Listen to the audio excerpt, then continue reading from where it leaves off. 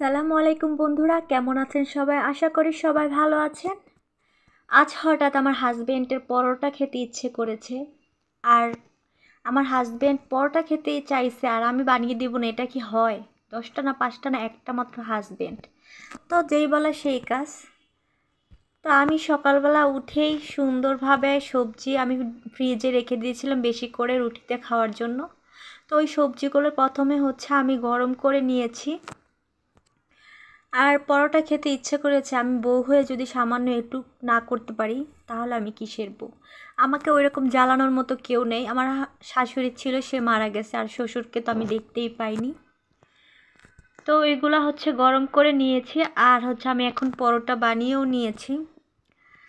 বানিয়ে এগুলো সবগুলো আস্তে আস্তে করে আমি ভেজে নিয়েছি। আর আমি তেলের জিনিসটা এখন কম খাচ্ছি, কারণ আমার গ্যাস্ট্রিকের সমস্যাটা একটু বেড়ে গেছে। আর প্রেগনেন্টদের মনে হয় গ্যাস্ট্রিকের সমস্যা একটু বেশিই থাকে, দুবেলা করে ওষুধ খেলেও আমার গ্যাস্ট্রিকের সমস্যা যাচ্ছিল না। তো এই তো দেখতে পাচ্ছেন পরোটা রেডি হয়ে গেছে, আর ও ঘুম থেকে উঠে গেছে। তো দেখুন কতটা সুন্দর হয়েছে। তো সবাই দোয়া করবেন আমার জন্য, আমাকে একটু সাপোর্ট করবেন প্লিজ। যারা ইউটিউব থেকে দেখছেন তারা একটা সাবস্ক্রাইব করে লাইক করে দিবেন, আর যারা পেজ থেকে দেখছেন তারা লাইক ফলো করে দিবেন। তো সবাই ভালো থাকবেন, আল্লাহ হাফেজ।